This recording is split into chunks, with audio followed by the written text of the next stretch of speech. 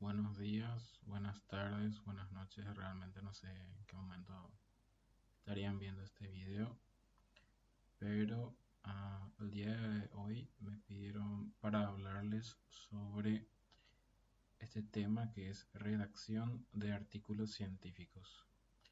Me presento ante ustedes, mi nombre es César Urizar, soy médico cirujano egresado de la Universidad Nacional de Asunción, eh, apenas el año pasado.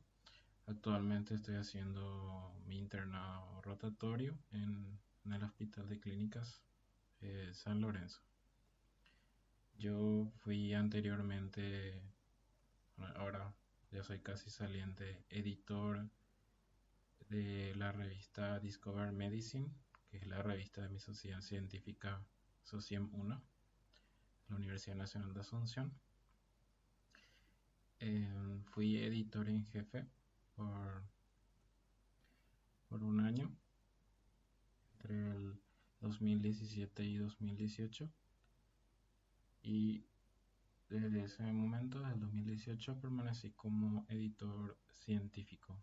Aparte también trabajé en la FELSOCEM, que es la Federación Latinoamericana de Sociedades Científicas. Trabajé como editor académico y como editor científico. Entonces, también fui secretario general de la FELSOCEM 2017-2018. Así que hoy vengo a compartirles sobre este tema, que es lo que pude recabar en una pequeña búsqueda que hice, y también contarles aparte de mi experiencia como editor y desde mi punto de vista como editor de una revista, para que ustedes tengan en cuenta a la hora de redactar un artículo científico y cómo sería la forma correcta o la forma más correcta de hacerlo, porque van a ver que un- es todo un proceso y lleva su tiempo. Así que comenzamos. Bueno, pero primero, antes de comenzar, vamos a hablar que la ciencia realmente depende de una buena comunicación. Es decir, que nosotros, los investigadores o científicos, o bien como somos profesionales de salud, es súper importante saber comunicar los resultados de nuestras investigaciones.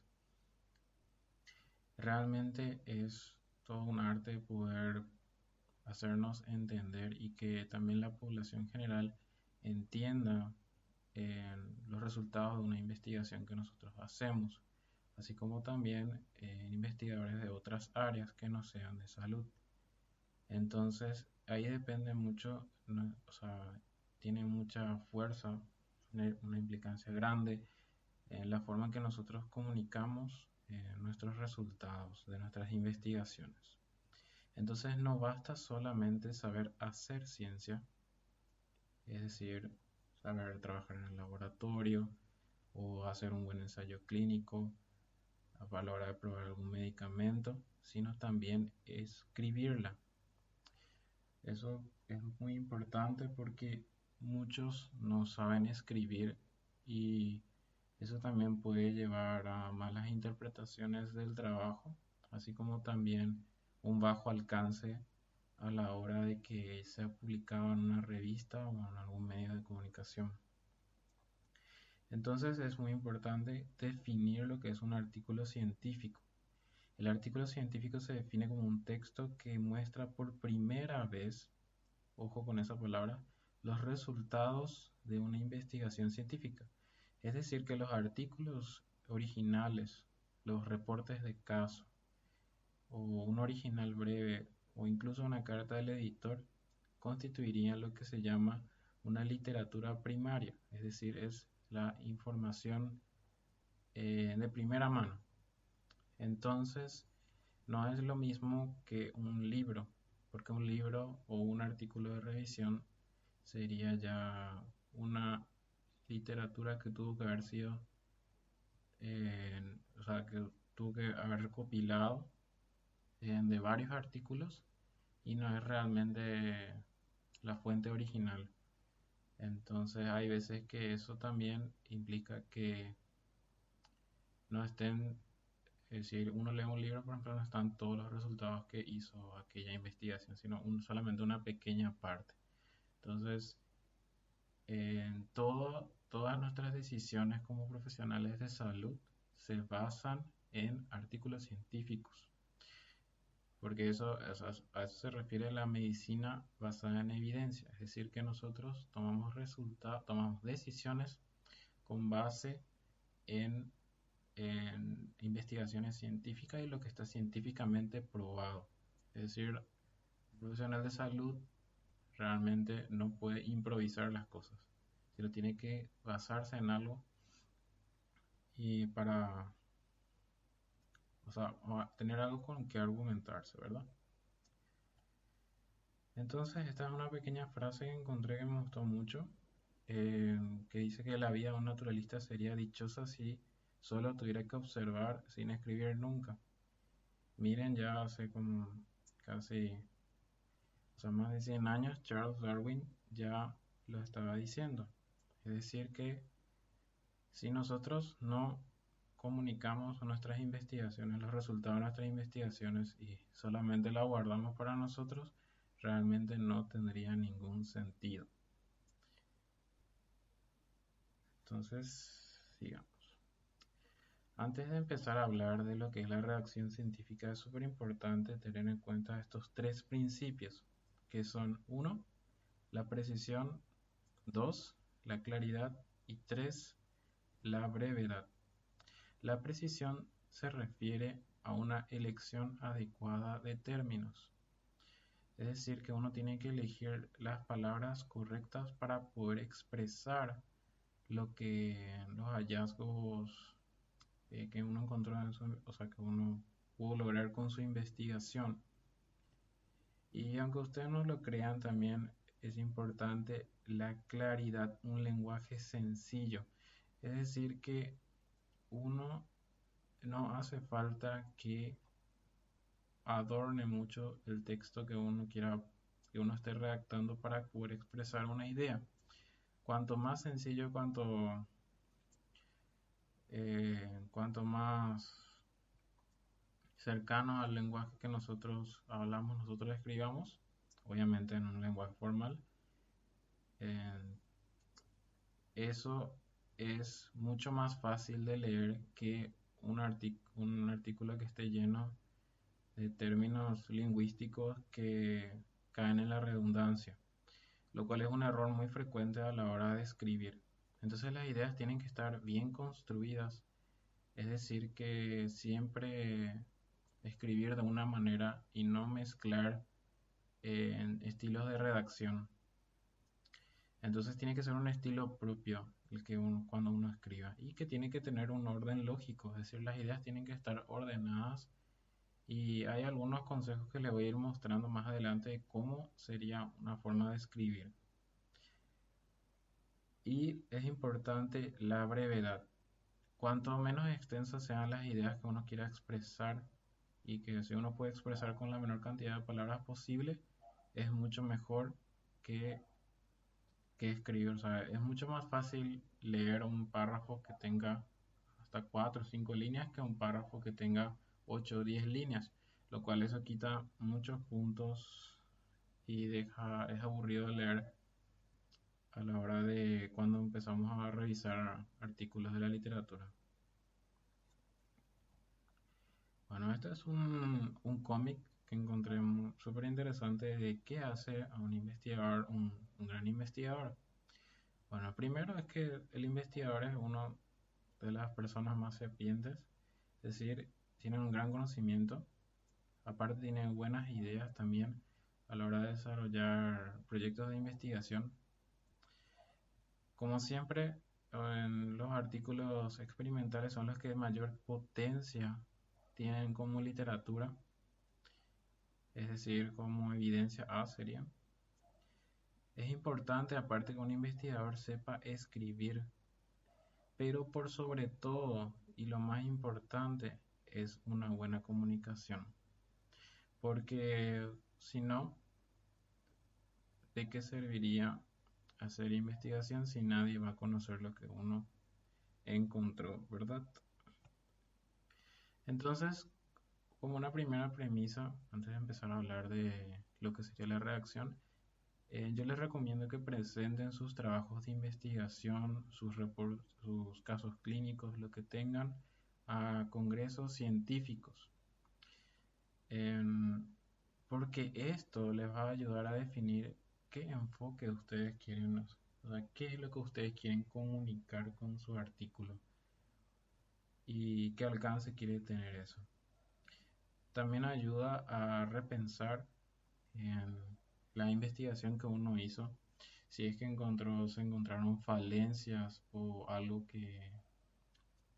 o alguna cosa que haya hecho que se haya interpretado mal algún resultado o realmente encontraron o calcularon mal algo, una P que anteriormente era significativa, realmente no era significativa o no era el método estadístico adecuado o errores en el diseño, o sea, muchas cosas realmente el Congreso, a presentar un trabajo en Congreso en póster, en PowerPoint, como sea, ayuda a tener esa retroalimentación de parte de personas que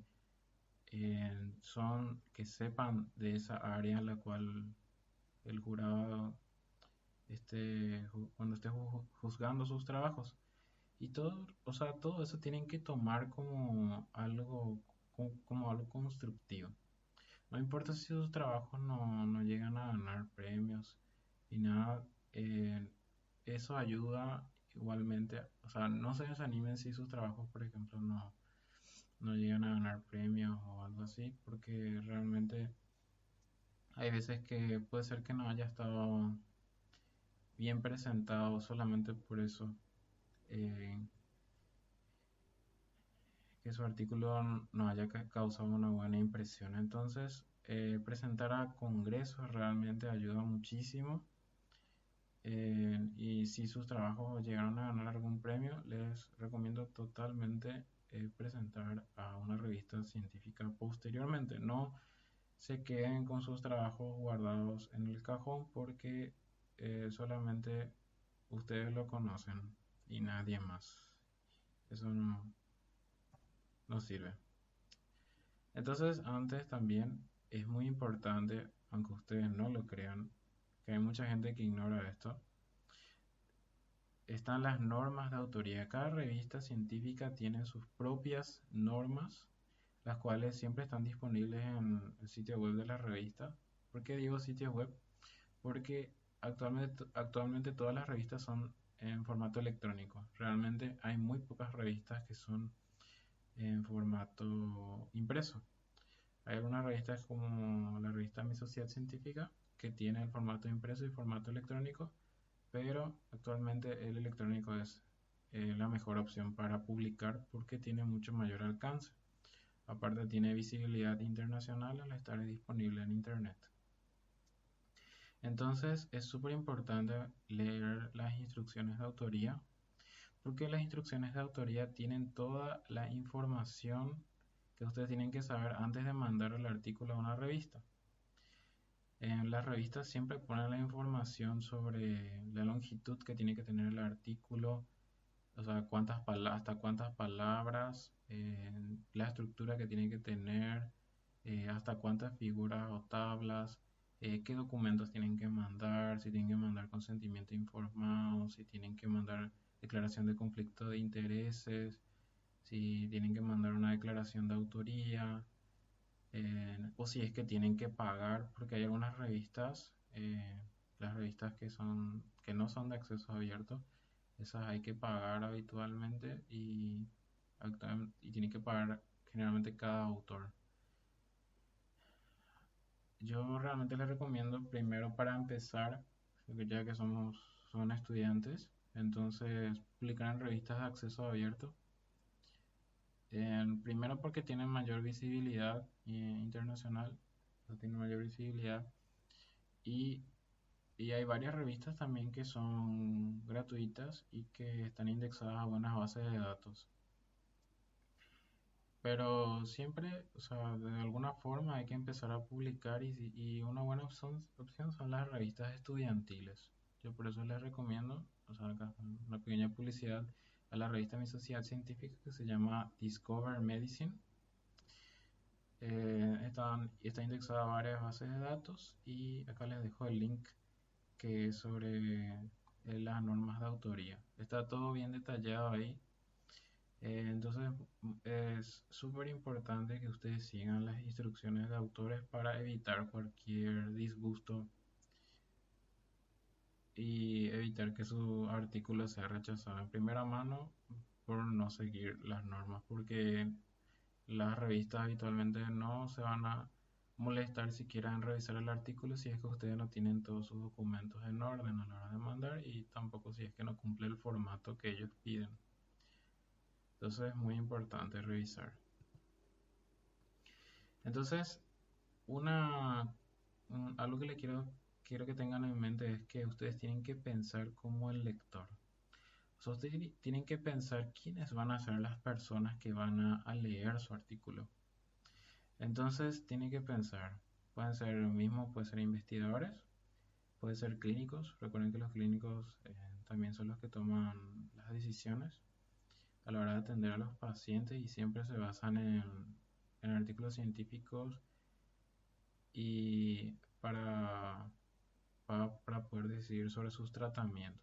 Otros profesionales de salud también, sí, claro, los bioquímicos, los odontólogos, los kinesiólogos, todos son posibles lectores. O sea, uno tiene que atender eso también a la hora de enviar un artículo a una revista, a qué público va dirigido. Siempre todas las revistas explican cuál es el enfoque de la revista y qué alcance quiere tener. Entonces eso es muy importante leer también. Si es que también el lector va a ser estudiantes de medicina o si también es a un público mucho más abierto e incluso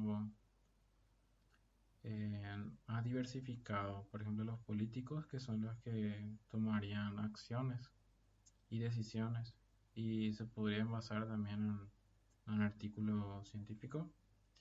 El público en general también, porque el Internet hace que todo esté disponible entre otro tipo de población.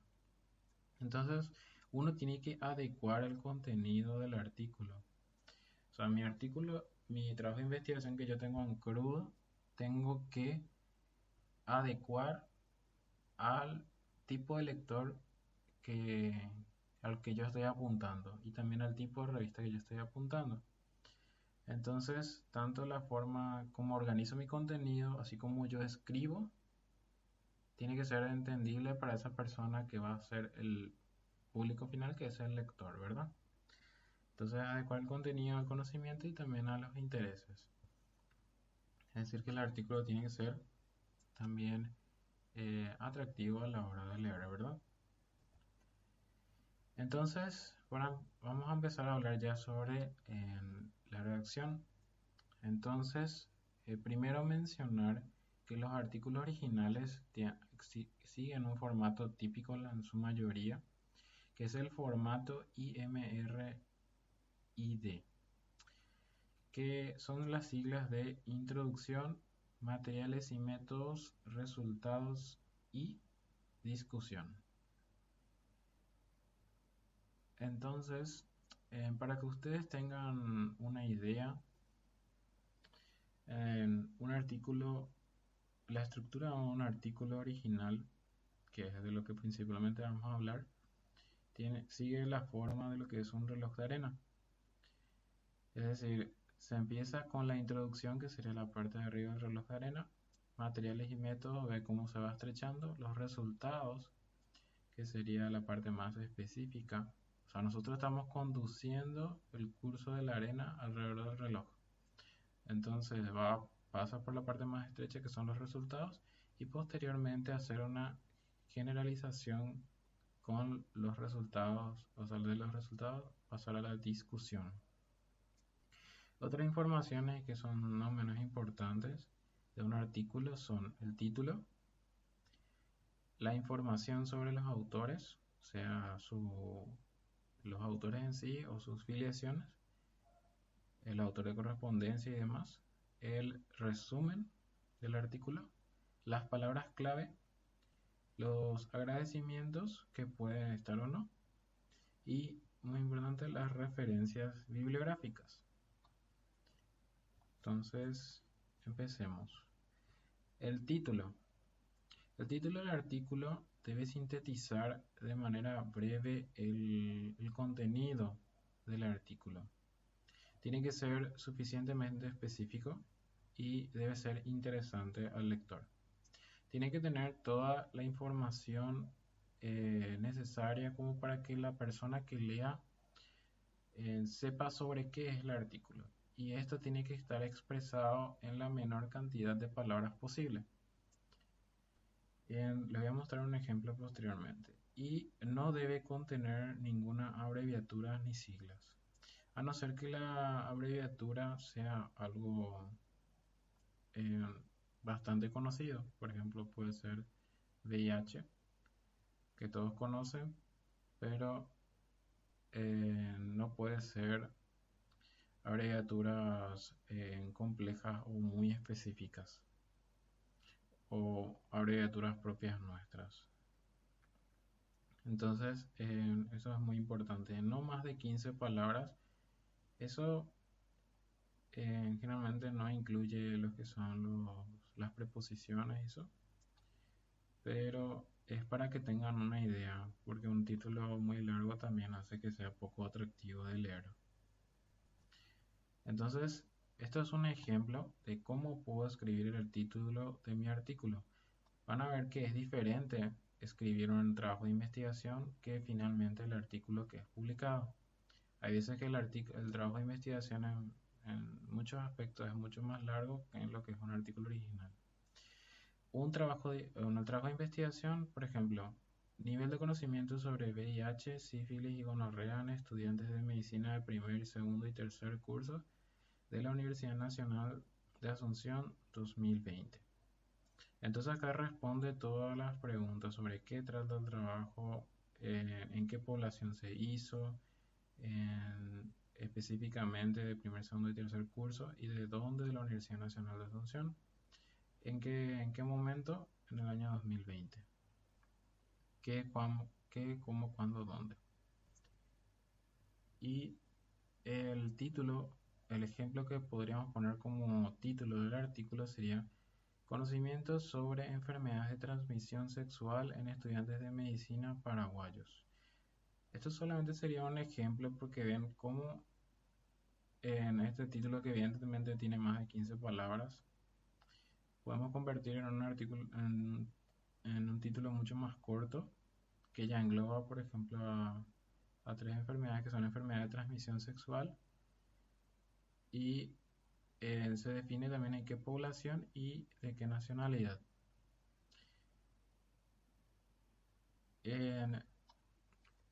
Entonces, en cuanto menos palabras usemos, es mucho mejor. Evitar también las palabras que son redundantes. Así tenemos un título mucho más claro y mucho más atractivo. No es necesario ser tan específicos en el título porque, o sea, en cuanto a la población y también en cuanto a la fecha, eso es algo que se puede omitir y que queda bastante bien así. Entonces, esto es un ejemplo de un artículo que encontré en la revista CIMEL de la FELSOCEM. De un título que me parece adecuado sería, por ejemplo, Automedicación en estudiantes de medicina en una universidad privada de Panamá. Acá ya me define todo sobre qué trata el artículo, en qué población se hizo, de dónde, y hasta yo ya deduzco de qué país. Los detalles yo ya veo en el artículo. Acá pueden ver los autores y también la afiliación de los autores. La revista, en qué año se publicó, el volumen, el número y las páginas. Pero seguimos este otro artículo, o sea, este otro título que me parece que es bastante largo. 1, 2, 3, 4, 5, 6, 7, 8, 9, 10, 11, 12, 13, más de 15 palabras. Esto prácticamente sobrepasa el el límite, siendo que es de la misma revista, consta que yo trabajé acá, y la cual aprecio mucho, porque aprendí mucho con ellos. Bueno, entonces ven acá que prácticamente excede, es demasiado específico en cuanto en dónde se hizo, y me parece que estaría un poco redundante esta última parte. Puedo usar una facultad de medicina, la facultad de medicina peruana, o ver una mejor forma. Bueno, luego si hablamos en cuanto a la información sobre los autores, es súper importante que ustedes entiendan qué es ser un autor. Un autor es toda persona que realmente trabajó en la investigación. ¿Por qué digo realmente?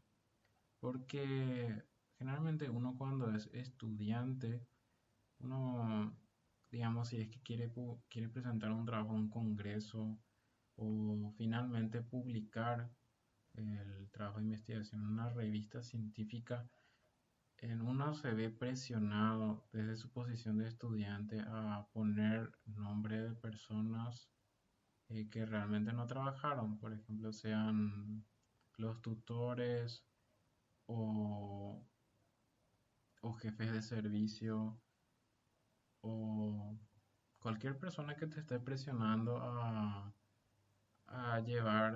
quedarse el crédito de tu trabajo. Y eso es realmente algo que ustedes no tienen que permitir, porque es su trabajo, es su esfuerzo. Entonces, también las personas que, digamos, incluso personas que ayudaron en el trabajo, pero que realmente no contribuyeron mucho, realmente no pueden ser llamadas autores. Por ejemplo, si especialmente eso pasa cuando estás en un grupo grande de investigadores, en el que, por ejemplo, repartir una encuesta para que te completen no es ser autor. O que sea tu superior o jefe de servicio realmente no reúne criterios de autoría. A no ser que realmente, por ejemplo, ese jefe de servicio o ese tutor realmente te haya acompañado en todo el proceso, desde la concepción de tu trabajo hasta finalmente la redacción del manuscrito final, o algo que ustedes consideren importante. Entonces, existen algo que se llaman criterios de autoría que están definidos por organismos internacionales para que ustedes tengan una idea de quién realmente es autor en un artículo original. Y antes incluso de empezar a escribir un artículo, tiene que decidirse el orden de presentación de los autores. No sé si ustedes sabían, pero el orden de los autores en muchas revistas, o sea, para mucha gente que, que está en la investigación, tiene un significado. Generalmente el primer autor que se cita en el trabajo es el que tuvo la idea original del trabajo, el que hizo todo el diseño de la investigación, o sea, el diseño metodológico, y realmente, o sea, es la persona que más trabajó. Y el último autor suele ser generalmente el tutor o una persona que sea experta en esa área de investigación. Y los que van en el medio entre el primer autor y el último autor son los coautores, como se podría llamar, pero finalmente todos son autores. Pero serían las personas que contribuyeron menos, pero que también fueron parte del proceso y que cumplen los criterios de autoría. y les voy a mostrar cuáles son los criterios de autoría. Entonces, con los criterios de autoría uno puede definir quién realmente es autor. Todos los criterios que se presentan a continuación tienen que cumplirse para que uno pueda ser denominado autor. Si no cumple uno de los siguientes criterios mencionados, entonces puede ir en agradecimiento por su contribución. Entonces, una persona que, digamos, solamente ayudó a repartir las encuestas, no sería un autor. Un tutor o una persona que no aportó nada en el trabajo o que te obligaron a poner su nombre, tampoco puede ser autor, puede ir en agradecimiento sencillamente. Entonces, estos son los criterios de un organismo internacional de editores de revistas médicas, que es el ICMJE, que acá pueden ver las siglas, qué significa. Entonces, para que uno pueda ser denominado autor, tuvo que haber hecho una contribución importante y sustancial en la concepción y diseño o adquisición de datos o en el análisis e interpretación de los datos. Es decir, uno tiene que haber ayudado en el diseño metodológico o haber proveído, por ejemplo, la base de datos de pacientes, por darles un ejemplo, o haber ayudado en la parte de la obtención de los resultados, el análisis estadístico o en la interpretación de los resultados. Eso sería, por ejemplo, para la discusión. Segundo, redactar o revisar críticamente el artículo generado siendo un aporte intelectual. O sea, idealmente todos los autores deberían aportar algo en la parte escrita, pero generalmente es una persona la que habitualmente se encarga de la mayor parte de la redacción, o por lo menos de la estructura. El tutor generalmente es el que va a revisar críticamente el artículo en detalle y también hacer las correcciones pertinentes. Y también incluye otro criterio, la aprobación final de la versión a ser publicada. Es decir, la revisión final y dar el ok para que este se publique. Para uno ser considerado autor se tienen que cumplir estos tres criterios. Entonces esto les va a ayudar a ustedes a decidir realmente si una persona merece ser autor del artículo o del trabajo y poder tomar una decisión. Y si es que ustedes ven que va a ser muy conflictivo, también decidir no publicar. Pero eso obviamente depende de ustedes. Eso es la conciencia de cada uno. Entonces, esto es muy importante mencionar que ustedes a la hora de publicar cualquier artículo siempre escojan un mismo nombre para publicar y publicar siempre de la misma forma, sea para su nombre de autor como también de su filiación. Habitualmente en español, los artículos en español van a ver que es muy común publicar de esta manera. Algunos publican con su nombre completo, otros publican de las siguientes maneras. Van a ver, por ejemplo, va el primer nombre, Benito, y los dos apellidos unidos con un guión. Entonces, Benito Montero-González. Algunos prefieren su nombre completo, Benito José Montero González. O algunos publican así, Benito J. Montero. Ustedes eligen la forma que quieran publicar. Pero les recomiendo elegir solamente una misma forma porque así uno puede encontrar todos los artículos de un investigador en las bases de datos correspondientes. En la afiliación que dice de qué institución en la cual uno está trabajando o a la cual uno pertenece y para la cual está haciendo la investigación. Este sería un ejemplo. Facultad de Ciencias Médicas, Universidad Nacional de Asunción, Paraguay. San Lorenzo, Paraguay. Tiene que ser lo suficientemente específica. Hay algunos que suelen poner su grado académico o título en que tienen, pero realmente en mi preferencia yo solamente prefiero poner la institución y siempre publico de la misma forma. Tener en cuenta que siempre el límite de los autores, si es que los hay, algunas revistas ponen límites de autores.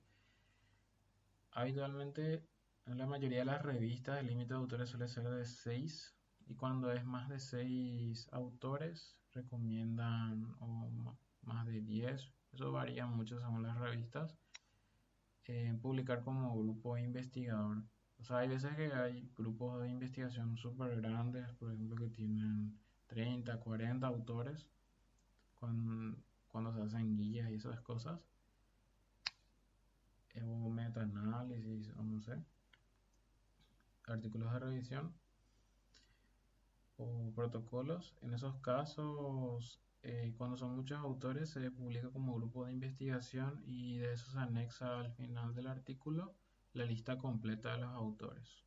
Pero se pone el nombre del grupo investigador, yo qué sé, grupo Fénix, por decirle un nombre, y al final se detallan los integrantes del grupo Fénix.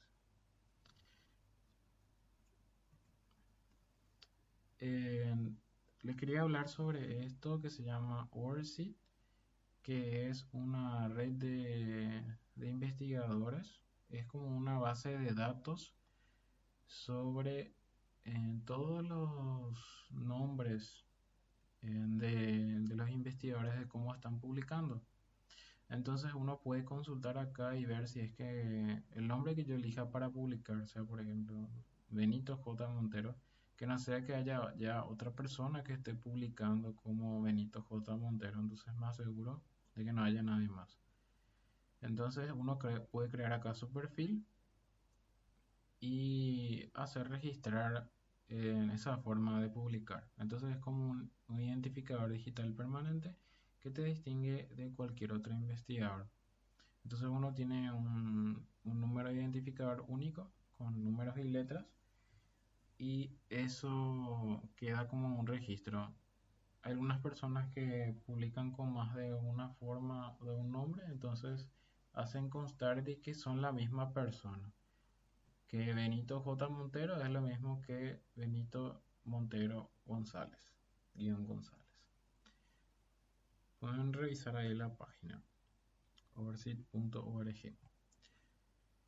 Si pasamos a hablar ahora del resumen, aunque esto es bastante obvio, que el resumen es lo más leído de todo el artículo, porque cuando uno, por ejemplo, hace una búsqueda bibliográfica para buscar artículos para la discusión o cuando uno está buscando ideas, lo primero que uno lee es el título y después lee el resumen. Y a partir del resumen uno realmente ve si el artículo le va a ser útil o no. Entonces, si una persona está haciendo una búsqueda bibliográfica y se encuentra con nuestro artículo, lo primero que va a leer es hacer el resumen. Entonces es súper importante que este esté bien redactado, porque este va a ser la primera impresión del lector. Es decir, una persona cuando lea el resumen va a decidir si va a leer nuestro artículo. Y si está mal redactado ya perdió el interés totalmente. Entonces, el resumen tiene que concordar con el cuerpo del artículo. Es decir, que el resumen no puede incluir, por ejemplo, datos nuevos o resultados nuevos que no estén en el apartado de resultados en el cuerpo del artículo. Es decir, que tiene que ser una imagen, o sea, una imagen fiel de lo que diga el artículo en detalle. El formato es súper variable, pero suele ser un formato mini y IMRID. Es decir, introducción, materiales y métodos, resultados y conclusión. Este es el formato de la revista de mi sociedad, pero también puede ser resultados y discusión. Pero este es el formato que más veo. Algunos ponen introducción, objetivo, materiales y métodos, resultado y conclusión, pero eso es muy variable. Después, tener en cuenta el límite de palabras, habitualmente no más de 250 palabras si hablamos de un artículo original. Si es un original breve es más corto, creo que hasta 150 palabras, lo mismo con reporte de caso. Entonces, tener importante el conteo de palabras. a la hora de escribir. Bueno, antes de pasar a palabras clave, o sea, el resumen yo les recomiendo siempre que sea lo último que ustedes escriban. Porque, porque generalmente uno siempre hace cambios o agrega, o uno encuentra nuevos resultados o alguna idea que le quiere agregar y eso. Entonces, antes de mandar, yo les recomiendo que lo último que escriban sea el resumen y asegurarse que esté bien escrito. Porque si escriben primero, puede ser que haya errores que hagan que no concuerde con el cuerpo del artículo y eso son puntos que ustedes pierden y que puede dificultar su posterior publicación. Entonces, las palabras clave. Las palabras clave nos indican los temas principales del artículo original, ayudan en la indexación del artículo. Es decir, que un artículo pueda ser recabado de una base de datos. Es súper importante las palabras clave. Es decir, que uno no puede elegir cualquier palabra para las palabras clave. Y les voy a mostrar algo. Bueno, lo primero es que tienen que elegir habitualmente entre 3 a 5 palabras clave. Hay veces que son palabras compuestas o un grupo de palabras, eso es una palabra clave. Y les voy a mostrar con ejemplos. Habitualmente se utilizan los descriptores DEX o MESH en inglés. Los descriptores DEX son... y ahí están los enlaces. Los descriptores DEX son palabras clave que ya están predeterminadas y que se refieren a un tema específico. Y que si todos escribimos de esa misma manera, entonces vamos a poder encontrar los artículos relacionados a ese tema. O si no, o sea, como el español es súper variable en la manera que uno expresa las cosas, entonces es una forma de organizar la información en español y de la información en inglés también. Entonces, su equivalente del DEX sería el MESH. El DEX depende de la OPS VIREME y el MESH depende del Instituto Nacional de Salud de los Estados Unidos. Bueno, les voy a mostrar un ejemplo de un resumen. Esto, por ejemplo, es un artículo de una revista que se llama Educación Médica del Elsevier, donde el artículo trata sobre producción intelectual de los egresados de posgrado clínico quirúrgicos de la Universidad Surcolombiana desde 1999 hasta 2016. Ven acá cómo se citan los autores, todos los autores, con su nombre y sus 2 apellidos. Esta es una manera de citar también. Algunos ponen acá sus 2 nombres. O sea, cada uno pone cómo desearía que su nombre saliera publicado. Ponen un superíndice, que es como puede ser con una letra, un número o un símbolo. Y acá detalla todo sobre qué significa cada uno. Por ejemplo, Carlos Montalvo Arce es un médico epidemiólogo salubrista. Julián David es médico investigador en el servicio social obligatorio. Y así cada uno está detallado. Aparte del artículo también tiene otras informaciones, como cuándo se recibió el artículo, cuándo fue aceptado y cuándo estuvo disponible en internet. El asterisco marca cuál es el autor de correspondencia. Esto es súper importante porque las revistas electrónicas generalmente te van a pedir un correo electrónico y cuál es el autor de correspondencia, que es la persona con la cual la revista se contactó para poder publicar este artículo y hacer las correcciones pertinentes que enviaron los revisores. Entonces, si uno quiere más información sobre el artículo, uno acude al autor de correspondencia. Bueno, y si revisamos el resumen van a ver que tiene la estructura que dijimos: introducción, materiales y métodos, resultados y conclusiones. Acá también se ven las palabras clave que utilizaron. Acá pueden ver de manera breve cómo presentaron su artículo.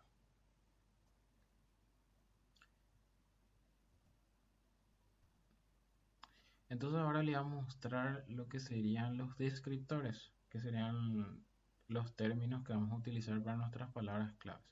Entonces uno entra al sitio web dex.bbs.br y accede a los descriptores en ciencia de la salud, que es de la OPS. Uno hace clic en donde dice consulta al DEX y ahí sale una cajita de buscador en donde uno pone el término que quiera buscar. Por ejemplo, acá pongo el término refracción. Le doy a consulta y me sale una lista larga de términos o de cuántos resultados haya y uno tiene que buscar el término más adecuado. Puede ser también que no todos los términos estén incluidos en la lista de descriptores, porque o sea, esto es lo que se actualiza cada año. Por ejemplo, estos son ya los descriptores 2020. Entonces uno ve acá cómo se llama el descriptor en español. Por ejemplo, yo puse la palabra refracción. Entonces yo quería buscar vicios de refracción, pero encontré que se le llama errores de refracción. Entonces este sería el término correcto. La mejor forma que alguien pueda encontrar mi artículo utilizando este término. Si yo quería poner, en vez de poner vicios de refracción, entonces voy a poner errores de refracción como palabra clave. También se pueden utilizar los sinónimos, se puede usar ametropía. Y el descriptor en inglés, que sería refractive errors, que se corresponde con el descriptor mesh. Entonces ya tengo mi palabra clave en español y mi palabra clave en inglés para el abstract. Entonces acá ven cómo se define cada descriptor y esto está categorizado, es decir, tiene un numerito, un codificado único cada descriptor en español. Y está todo organizado, uno puede también consultar por categoría, pero eso lleva muchísimo más tiempo. Entonces yo le recomiendo ir probando los términos hasta que encuentren palabras adecuadas. Y generalmente es mínimo 3. Si es que ustedes ven que el descriptor no aparece luego de ninguna forma y ustedes ven la necesidad imperiosa de ponerlo, entonces pónganlo. Pero mi recomendación es que siempre consulten al DEX antes de colocar una palabra clave para ver si el término es correcto. Entonces ahí tienen el descriptor mesh y el descriptor DEX. Bueno, entonces vamos a hablar ahora de la introducción, el primer apartado. Bueno, la introducción es lo que nos da el propósito, la importancia y el conocimiento actual del tema. Es decir, por qué yo estoy haciendo esta investigación y por qué me parece importante y qué es lo que se sabe actualmente de este tema. Una pequeña revisión bibliográfica para poder ilustrar al lector de por qué hice esta investigación. Habitualmente se redacta en tiempo presente y en el último párrafo va el objetivo principal o la hipótesis de la investigación.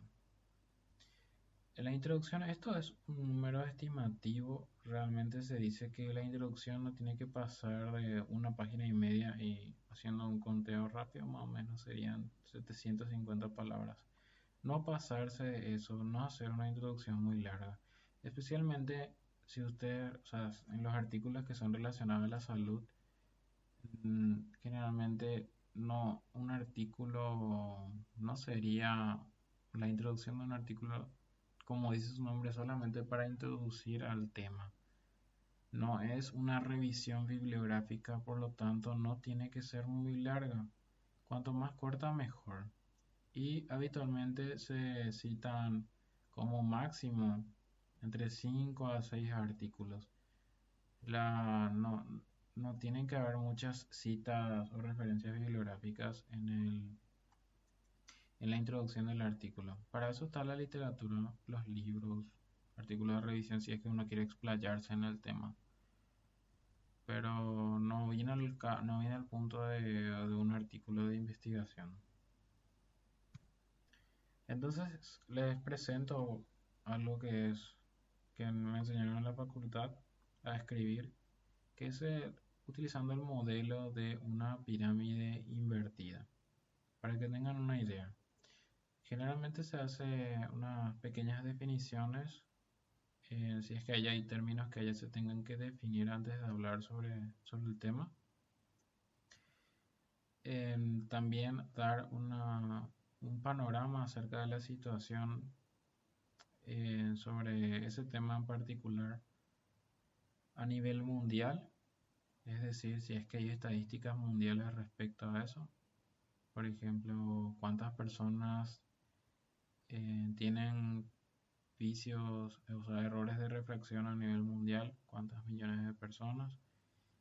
Si es que hay estudios publicados a nivel regional, especialmente Sudamérica, Brasil, Argentina, Chile, Bolivia, si es que somos paraguayos. Si es que hay información al respecto o investigaciones previas realizadas al respecto. Y por último, situación a nivel país. Es súper frecuente que uno cuando quiera publicar prácticamente no encuentre investigaciones o muy pocas respecto a ese tema, porque los investigadores paraguayos no publican. Aparte que somos muy pocos, otra vez, no publicamos, porque el artículo se queda guardado en un cajón, no se publica, entonces nadie conoce. Entonces parece que toda esa información es nueva, o si no están archivadas en la biblioteca de la universidad y obviamente nadie se va a buscar a una biblioteca, sino que busca los artículos que están disponibles en internet y que son públicos, están disponibles en todo momento.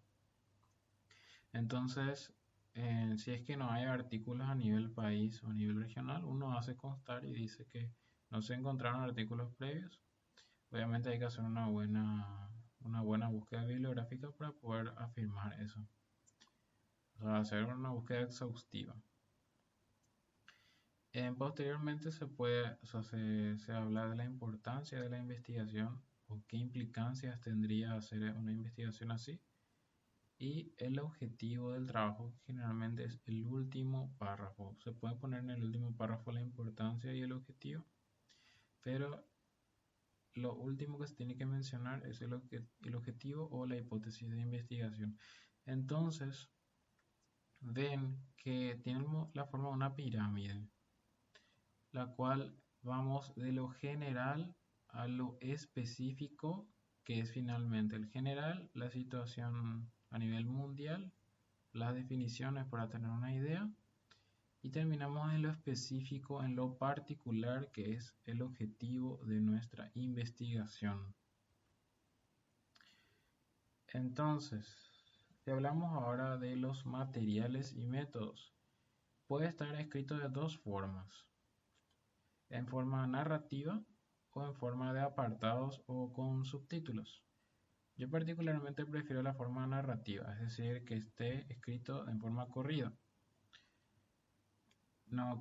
Y porque habitualmente o sea, en los trabajos de investigación escribimos en forma de subapartados. Por ejemplo, ponemos diseño, dos puntos, tal cosa. Muestreo, dos puntos, tal cosa. Criterios de inclusión, dos puntos, bla, bla, bla. Criterios de exclusión, dos puntos, así. Asuntos éticos, dos puntos. Entonces, habitualmente en un artículo van a ver que se escribe en forma narrativa, es decir, se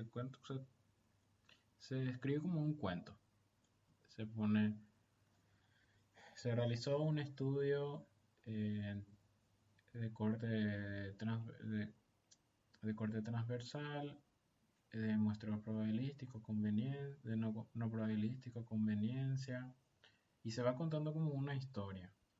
Se tomó como instrumento el cuestionario de Beck, de presión, y el estudio se basó en una investigación realizada en Turquía, yo qué sé. Eso es una forma de escribir, o si no, en apartado. Ustedes escriben como les parezca mejor, pero como les digo, me gusta más en forma narrativa. Se escribe en tiempo pasado, se realizó, se utilizó. Ustedes escriben, o sea, si pueden escribir en tercera persona, como yo estoy citando, o escribir en primera persona, pero particularmente recomiendo en tercera persona y siempre escribir de la misma forma. No mezclen estilos de redacción como mencionamos al principio. Tiene que ser lo suficientemente detallada para que una persona que consulte el artículo pueda reproducir la investigación y obtener los mismos resultados. Tiene que estar absolutamente todo detallado. Si es que, por ejemplo, yo hago un estudio con, eh, digamos, si yo, por ejemplo, quiero hacer un estudio de secuenciación del genoma humano, yo tengo que poner la máquina que yo utilicé, que la marca de la máquina, tengo que poner el modelo, tengo que poner hasta su fecha de fabricación y todo. O sea, tiene que estar absolutamente todo detallado. Así como también los reactivos que se utilizaron. O sea, todo tiene que estar absolutamente detallado. O si hago un estudio en ratones, por ejemplo, en qué especie de ratones utilicé, en- o, y o si es que tenían, eran ratas que ya están modificadas genéticamente y para poder realizar el estudio. Entonces, una persona sigue esto como una receta, entonces esperando obtener los mismos resultados, porque en las personas, para poder dar validez a un artículo, este tiene que ser fielmente reproducido. Si es que seguimos la receta, o sea, tenemos que obtener el mismo producto. Cuanto más detallado, mejor. Si uno se basa, por ejemplo, en otra investigación, en otra metodología, uno puede, o sea, tiene que citar el artículo en el cual uno se basa. O también, si es que no quieren hacer muy extensa la parte de materiales y métodos, en esa parte, por ejemplo, en el diseño metodológico, pueden aclarar que, yo qué sé, que el estudio se basó en un trabajo realizado y se aplicó la misma metodología que fulano de tal. Y se cita. Eso depende de ustedes si quieren dar en detalle eh, o citar. Esto en el caso de los descriptivos. Bueno, el materiales y métodos también es muy variable la estructura que pueda tener, pero esto es para que tengan una idea de qué información tiene que contener, que es importante. Primero, el diseño del estudio. Si es, si es observacional o si es analítico. Y ver otra vez el subtipo de estudio. Si es de casos y controles, si es experimental, si es un ensayo clínico, etcétera, etcétera. Después, el contexto del estudio. ¿Cuál es la metodología que uno aplicó? ¿En dónde fue realizado el trabajo? Los periodos de reclutamiento de datos o el periodo de estudio de los pacientes y también cuándo se recogieron los datos. También las variables que se puede ir en independientes y dependientes, o estos generalmente serían los artículos analíticos, o sea que tengan un diseño analítico, pero no es necesario dividir de esta forma. Después, o sea, hay detallar en las variables y su, digamos, por ejemplo, si son cualitativas, poner las opciones, por ejemplo, procedencia, gran asunción, asunción central, interior, o yo qué sé, sexo, femenino, masculino, y detallar eso. Después los participantes, qué muestreo fue, si fue no probabilístico o probabilístico, si fue aleatorio simple, si fue, si fue a conveniencia, etcétera. Los criterios de inclusión y exclusión, esto tiene que estar súper bien detallado, si es que hubo un mínimo de edad, si es que los pacientes tenían que reunir alguna característica en particular, en, si eran específicamente que acudían a consultar en un periodo en particular o no sé. Todo esto tiene que estar bien detallado. Y exclusión también es muy importante. Si es que el paciente con alguna patología previa o algo que a ustedes les pueda sesgar el, la selección de los pacientes. Esto tiene que estar bien detallado. Entonces uno sabe, la persona que lee va a saber qué tan riguroso uno fue a la hora de escoger los pacientes que se incluyeron en el estudio. Y algo importante es el tamaño de muestra. Generalmente los artículos que tienen poco tamaño de muestra, si hablamos por ejemplo de los descriptivos, que son relativamente más sencillos de hacer, si uno tiene una N pequeña, digamos, si es uno, por ejemplo, de nivel de conocimiento sobre VIH, si tiene una N muy pequeña, digamos 50 personas, eso puede dar una falsa impresión sobre la realidad. Es decir, no va a medir objetivamente el nivel de conocimiento de los estudiantes sobre esta patología.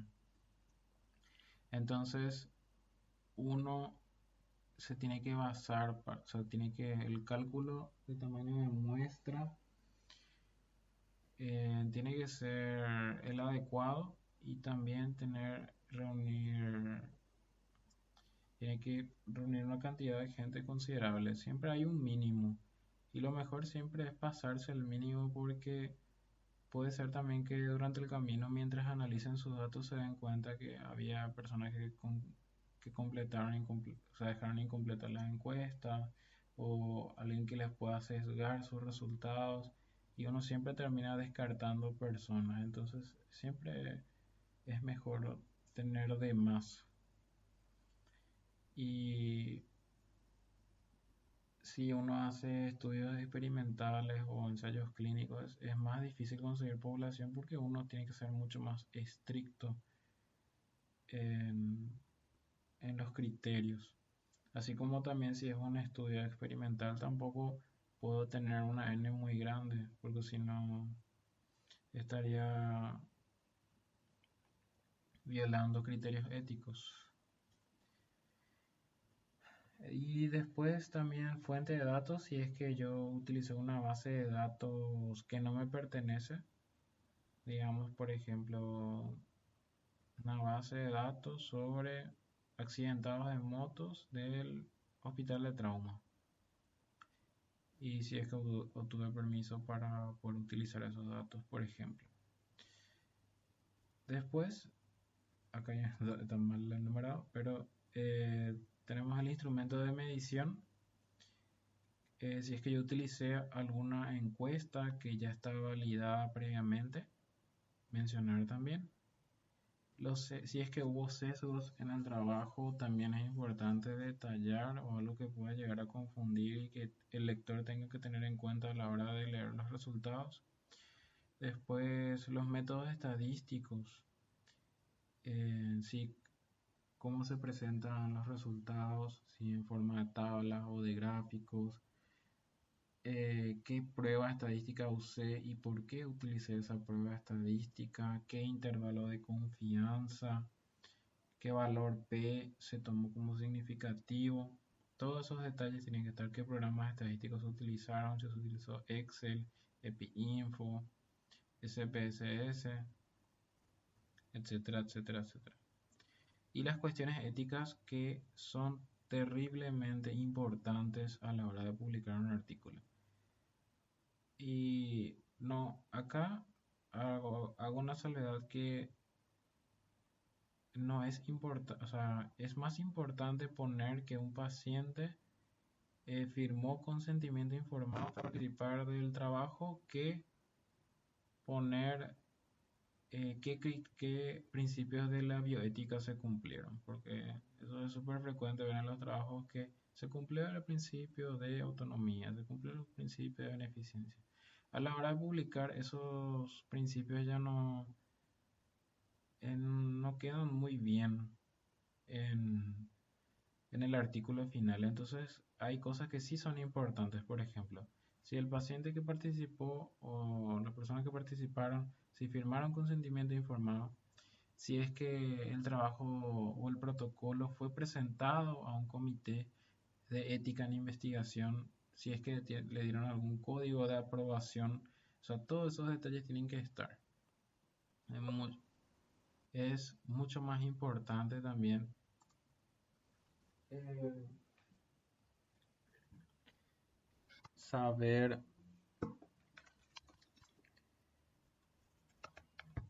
es mucho más importante saber, por ejemplo, en un artículo que sea experimental, que especialmente si se experimentó con animales, que éste tenga la aprobación de un comité de ética, porque,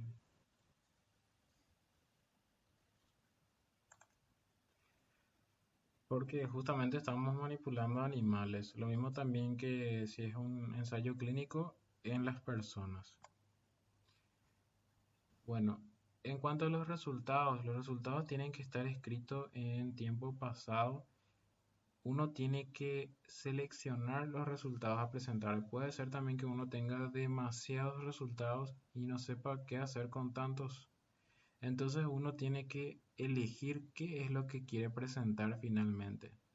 Hay veces que uno tiene 30 resultados y uno tiene que elegir qué tablas y o sea, qué tablas y qué gráficos me voy a quedar. O sea, cuáles son los que me van a ser útiles o cuáles son los más importantes. Si es posible presentar todos los resultados, pero si ven que hay resultados, por ejemplo, que puedan dar que puedan dar una doble interpretación o puedan crearles problemas, mejor no mostrarlos. O sin mostrarlos también poner a discusión. Pero generalmente los errores metodológicos ya tienen que haberse corregido cuando en la fase de protocolo de investigación. Entonces, uno tiene que seleccionar hasta 5 figuras y o tablas, es decir, ya incluyen a los dos juntos. O elijo presentar en forma de tablas o elijo presentar en forma de figuras o los dos juntos hasta 5. Lo que no va como figura o como tabla va como texto. Si, si ustedes ven que son muchos resultados sobre una misma variable, entonces es mejor presentar como tabla o una agrupación de variables. Por ejemplo, las variables que son sociodemográficas, que todo lo que sea para definir la población se puede presentar como una sola tabla. Por ejemplo, la edad, el sexo, la, la procedencia, eh, ingresos económicos, algo que sea, por ejemplo, para definir así la población.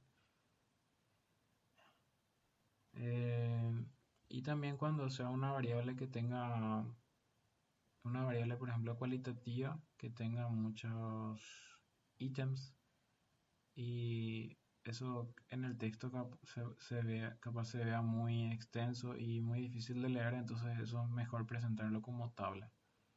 Y los gráficos, tener mucho cuidado a la hora de escoger los gráficos que sean adecuados para poder presentar.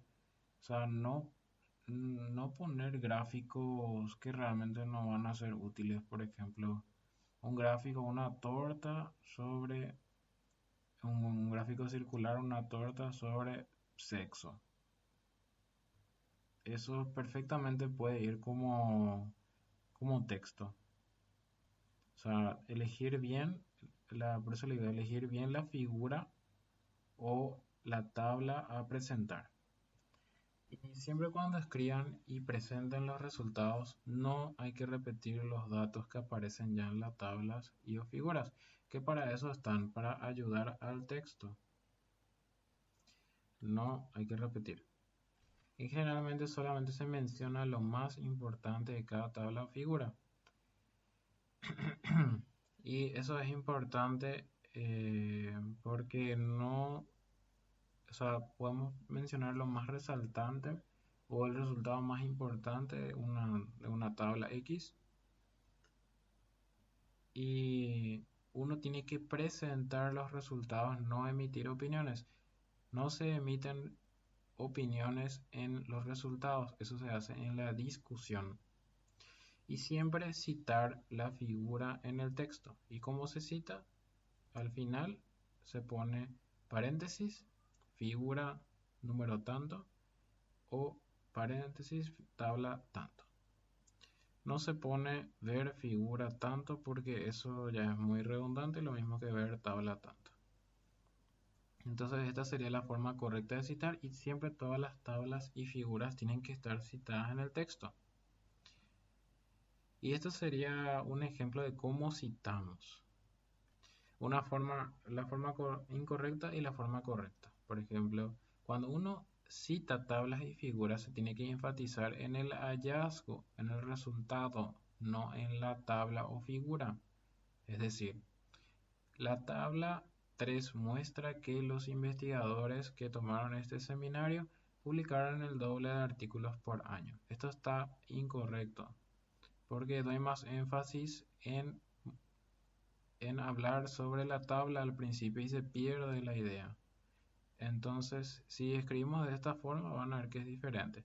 Los investigadores que tomaron este seminario publicaron el doble de artículos originales por año, paréntesis, tabla 3. Esta es la forma correcta. Vieron cómo es más clara la forma de comunicar. Bueno, y siguiendo la forma del reloj de arena, pasando de los resultados, pasamos ahora a la discusión. En la discusión uno interpreta los resultados en relación con los objetivos. Es decir, en la discusión uno pone a colación el tema y ve si se cumplieron los objetivos del trabajo de investigación. Y se hace en contraste con el conocimiento actual. Entonces los resultados se exponen, no se repiten en detalle. Es decir, yo no tengo que andar copiando y pegando los resultados en la discusión. Después hay que comparar con la bibliografía, eso es muy importante. Comparar, no solamente hacer una revisión bibliográfica, sino hay que comparar los hallazgos. ¿En qué coincidimos con otras investigaciones que se hayan realizado y en qué se difiere? O sea, ¿cuáles son las diferencias? Es decir, el contraste.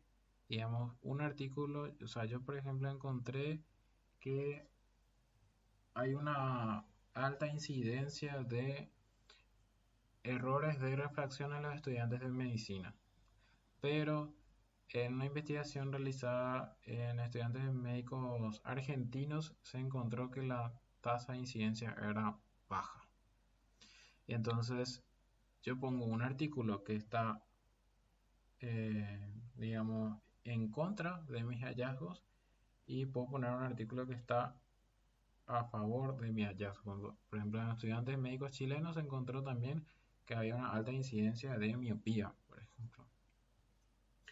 Y explicar si es que, digamos, encontramos que hay una diferencia con respecto a nuestros hallazgos, puede explicar por qué, a qué podría deberse esa diferencia, es decir, poner a discusión el tema. Siempre suponiendo, porque eso ya sería, o sea, que otras investigaciones se necesitarían para poder esclarecer eso, el tema en particular. Generalmente, y esto es muy importante, que la mayor parte de las citas deben estar aquí en la discusión. Se dice que por lo menos la mitad de todas las referencias bibliográficas tienen que estar en la discusión. Si un artículo original, por ejemplo, de 30 referencias bibliográficas, 15 por lo menos tienen que estar en la discusión. Es decir, que uno tiene que hacer una revisión exhaustiva sobre los temas relacionados a este trabajo y hacer contraste con eso. Y por eso la discusión tiene que ser el apartado más largo y no la introducción. Eso es un error muy frecuente que se encuentra en la mayoría de los artículos. Yo sé que la discusión, o sea, la discusión de hecho es una de las secciones más difíciles de redactar y que realmente es un ejercicio y es un desafío. Entonces, yo les animo a empezar a discutir sus investigaciones. Porque ahí uno, o sea, ahí el revisor, así como también el lector, se va a dar cuenta que la persona leyó sobre el tema y que está hablando de algo que conoce o de que revisó a fondo y que pudo hacer ese contraste y sacar conclusiones valederas. Entonces, este tiene que ser el apartado más largo de todo el artículo y que habitualmente en los artículos originales, como vieron, el formato era IMRID, es decir, no está conclusión en este formato. Entonces la conclusión suele ser el último párrafo de la discusión. O en algunos artículos, o sea, en algunas revistas se incluye como apartado, pero eso varía según el formato. Entonces recuerden que en la conclusión uno responde a los objetivos del trabajo y también se sacan recomendaciones respecto a los hallazgos. Entonces también es importante que en la discusión se incluyan las limitaciones del estudio. Por ejemplo, si es que hubo un tamaño muestral pequeño, si es que no se le pudo hacer un seguimiento más largo a los pacientes, o si hubo datos incompletos. Y esto finalmente sirve para hacer recomendaciones y sugerencias para que una persona que quiera hacer una investigación sobre el mismo tema que tenga en cuenta estos aspectos y que no se repitan esos mismos errores que cometió el grupo investigador. También, eh, o sea, uno tiene que asincerarse también con el lector y con los revisores y con los editores de la revista. Y realmente es algo que también da valor al artículo, el hecho de que uno sea sincero. Y también que uno realmente haga o sea, desarrolle esa capacidad de autocrítica. Eh, y por último, tenemos que hablar de las referencias bibliográficas. Las referencias bibliográficas lo principal es que dan crédito a otros autores por su trabajo. Es decir, que yo todo, o sea, todo lo que yo leí sobre el tema me basé en otras personas que hablaron sobre ese tema y publicaron sobre ese tema. O sea, todo nuestro conocimiento se construye sobre otras investigaciones. O sea, realmente no existe un artículo original al 100%, sino que realmente uno se basa en otras investigaciones. En una pequeña parte nomás uno realmente es original. Entonces es importante citar a los autores, darles el crédito que corresponde, porque eso da la seriedad al autor y, y también habla de la ética del investigador. Entonces, ayuda a mostrar que tu trabajo se relaciona con trabajos previos y en un artículo original suele haber entre 20 a 30 referencias bibliográficas. Eso, fijarse siempre en las normas de autoría. Entre 20 a 30 referencias y se utiliza el formato Vancouver. Generalmente las revistas médicas utilizan más este formato. Obviamente hay otros formatos como el formato APA, entre otros. Eso depende de la revista. Incluso hay revistas que tienen su propio formato. Creo que la revista Nature Medicine tiene su propio formato, entonces siempre fijarse en el formato de citación. Si, para que vean un ejemplo del formato Vancouver, acá tienen un ejemplo de cita. Por ejemplo, Cardona AMS, que es el apellido, las siglas del nombre y se va citando. Cuando es más de 6 autores, generalmente es el primer autor y después se pone et al. Después va el título del artículo, Mortality in Traffic Accidents with Older Adults in Colombia. La revista, y que es una revista que está en internet. El año de publicación, el volumen de la revista, el número y qué página. Y disponible en el link del artículo o del DOI, que es también un enlace. Para que la persona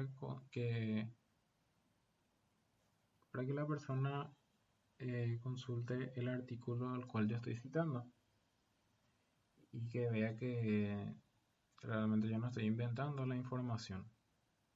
Entonces, actualmente se recomienda utilizar gestores bibliográficos que son que hacen que este proceso de citación, que realmente cuesta escribir a mano, por decir de alguna forma, manualmente, lleva mucho trabajo. Entonces, ahora actualmente existen gestores bibliográficos que hacen esto en forma automática. Hay gestores que son gratuitos, por ejemplo, Zotero y Mendeley, que acá les dejo los links para descargar. O hay otros que son de versión paga, como EndNote. Uno utiliza el gestor que le sea más cómodo. Yo particularmente prefiero Mendeley, porque uno puede importar de sitios web, puede importar directamente a Mendeley. Y también me funciona mejor su complemento en Microsoft Word. Le voy a mostrar para que vean. Este sería Mendeley. Ven cómo organiza todas las referencias bibliográficas. Uno puede organizar por carpetas. También acá puede filtrar por autores y también uno puede buscar. Entonces esto se sincroniza y uno tiene su propia cuenta. Entonces uno siempre va a tener todas sus referencias bibliográficas o investigaciones disponibles en internet y en cualquier dispositivo, en sus teléfonos, en su computadora. Incluso pueden compartir esto con sus grupos de investigación, entonces todos manejan las mismas referencias bibliográficas. Entonces acá están cargados todas mis referencias de todas mis investigaciones. Y tiene la función de complemento de Word, es decir que uno puede citar, o sea, trabajar con el programa desde Microsoft Word. Entonces acá, por ejemplo, les pongo un texto que quiero agregar una cita. Este es un párrafo de idea para enseñarles cómo citar. Entonces acá ven que está el apartado de Mendeley, que está en la pestaña de referencias. Y Mendeley está en inglés, pero uno puede poner para que cite en español finalmente. Entonces uno pone acá, le da clic a insertar citación y yo quiero que cite en forma de Vancouver. Entonces está ya configurado para que cite como Vancouver. Entonces ahí te pide agregar qué autor, el título del trabajo para poder buscar. Después uno elige los autores o los artículos que quiera citar, le da a OK y te termina citando. Y se cita ya en formato Vancouver, que es con paréntesis y con los numeritos. Después uno puede insertar la bibliografía, es decir, ya el formato citado. Y en forma automática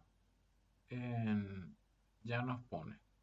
Siempre les recomiendo revisar si es que está bien citado. No confíen al 100% en la citación, porque puede haber algunos errores que digamos estaban mal cargados. Por ejemplo, acá hay un 1 que hablaba del nombre del autor, un 2 acá. Esas cosas son que hay que corregir. Entonces hay que corregir en el programa y le pueden dar a actualizar o corregir directamente acá, como ustedes quieran. Entonces, un consejo es, si no leíste el artículo, no lo cites. Es decir, leer un artículo significa que uno leyó completamente el artículo, no es solamente yo leí el resumen. Entonces, si yo leí solamente el resumen, no sirve como cita. O también generalmente los artículos, hay muchos que son, la mayor parte de la bibliografía es de acceso pago. Entonces una revista desconfiaría de ustedes si es que varios de sus artículos son de acceso pagado y ustedes son estudiantes, entonces ellos no entienden cómo realmente ustedes accedieron a los artículos. Entonces generalmente se recomienda más utilizar las revistas de acceso abierto que son gratuitas. Y siempre el editor va a revisar todas estas cosas. Revisa, revisa las referencias, revisa si están disponibles, si están bien citadas. Entonces siempre verificar que estos enlaces funcionan. Y siempre atender el formato de citación en la revista. Y como esto, o sea, si no leyeron el artículo, no lo citen porque es súper fácil para los editores identificar cuando ustedes realmente no leyeron el artículo, sino que solamente citaron o si copiaron y pegaron también. Y como ya finalizando, les voy a mostrar algunos sitios interesantes de información. Por ejemplo, este se llama Author 8, que sería una red de investigadores que tiene recursos para los que quieran escribir artículos científicos. La mayor parte está en inglés de los materiales, pero están disponibles para descargar. De hecho, en o sea, varias ideas de lo que les mostré acá en esta presentación saqué de acá y está disponible y es de acceso abierto. Este es un sitio muy interesante que se llama Academic Phrase Bank, que es como un banco de frases académicas, es decir, frases predeterminadas de cómo escribir un artículo científico. Están en inglés, digamos, cómo escribir, o sea, qué palabras yo podría utilizar en la introducción o para describirlo, la metodología, cómo presentar resultados. Son como esquemas prefabricados o plantillas para poder escribir. Súper útil y para que utilicen buenos términos y adecuados para sus artículos, ¿sí? Y como consideraciones finales, entonces yo les recomiendo escribir una y otra vez, no se cansen de escribir. Realmente escribir es un arte, incluso para mí yo sigo aprendiendo hasta ahora. Eh, o sea, no se rindan. Si una revista les rechaza su artículo, prueben otra vez en otra revista y así hasta finalmente publicar sus artículos. Tomen en cuenta las sugerencias que le hacen. No se desanimen.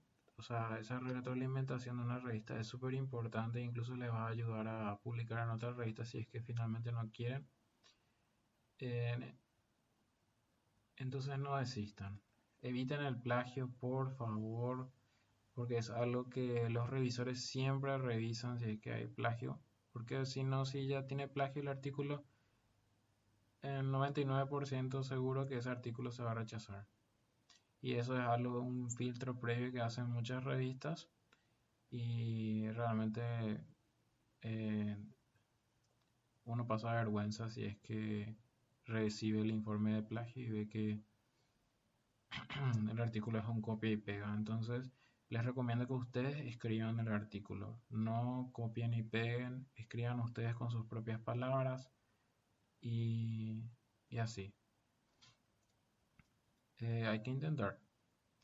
Siempre revisar el manuscrito antes de enviar o pedirle a un tercero que les revise el artículo, sea un amigo de la misma área o un doctor que les pueda revisar así en forma desinteresada. Porque hay muchas veces cuando uno escribe no se da cuenta de algunos errores. Entonces, esa es la finalidad, de encontrar errores que nosotros mismos no veamos, porque ahí se ve tantas veces que uno lee el artículo y cree que ya está todo bien y realmente hay algunos errores que se nos habrán pasado por alto.